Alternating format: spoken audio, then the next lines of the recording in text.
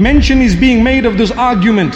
Who is going to give life to these bones after they are decomposed and disintegrated completely? So Allah subhanahu wa ta'ala says, قُلْ يُحْيِيهَا الَّذِي أَنشَأَهَا أَوَّلَ مَرَّةٍ. Say, He who brought it to life in the first place will give it life once again.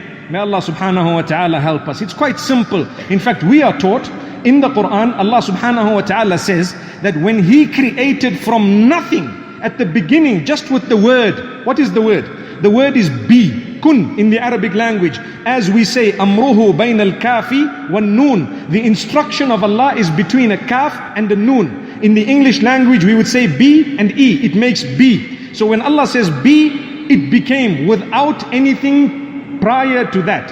From nothing Allah made, subhanahu wa ta'ala. So Allah says, if I can make from nothing, then for me to reconstruct from something that's already existing is simple. May Allah subhanahu wa ta'ala help us. Surah Yasin, verse number 77, 78.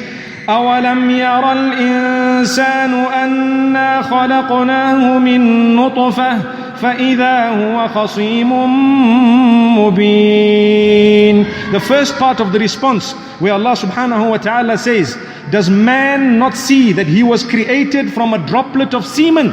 He was created from one drop of sperm, and now that he's big and old, he wants to come and argue?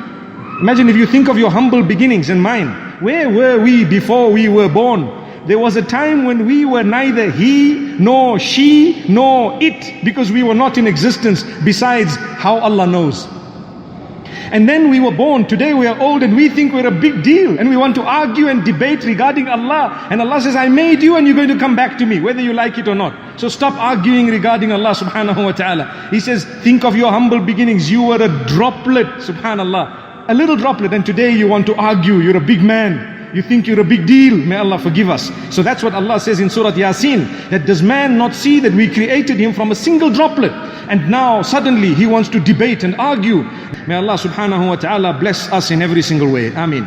Then we have Surah Al-Zumar, a beautiful surah, and I want to mention a verse that was revealed, also a hadith that happens to be muttafaq alayh of Ibn Abbas radiyallahu anhu. He says there were some people from among the mushrikeen who came to Muhammad sallallahu alaihi wasallam and said that we definitely believe that what you're saying is very good and what you're calling towards is really good. But you know, we have committed shirk, meaning we've associated partners with Allah. And these sins, according to a verse that you've recited, are not forgivable, meaning Allah is going to punish those who have engaged in these sins. Now, I want to pause for a moment. My brothers and sisters, we all know that Allah says He will not forgive association of partnership with Him. But when is the question? Only if a person dies without having sought forgiveness for shirk, will Allah not forgive them. But while you're alive, you can seek forgiveness from any sin you've committed, and Allah will forgive you. The Sahaba radiallahu anhum, the bulk of them were mushrikeen before they entered the fold of Islam. But when they asked Allah's forgiveness and they turned their ways and habits and they came onto the straight path, Allah subhanahu wa ta'ala forgave them. They became the best of the lot. These were the Sahaba radiallahu anhum. So never think for a moment that Allah does not forgive shirk when you have asked for forgiveness from that shirk. He will forgive it. The condition is you need to ask for forgiveness. The only time He will not forgive it is if a person has died in that condition and not repented from it. So anyway, when these people came to ask Muhammad sallallahu alayhi wasallam, verses were revealed. Two sets of verses. The one was Surah Al-Furqan, verse number 68, and we read it the other day. إِلَّا مَنْ تَابَ وَآمَنَ وَعَمِلَ عَمَلًا صَالِحًا فَأُولَٰئِكَ يُبَدِّلُ اللَّهُ سَيِّئَاتِهِمْ حَسَنَاتٍ وَكَانَ اللَّهُ غَفُورًا رَحِيمًا.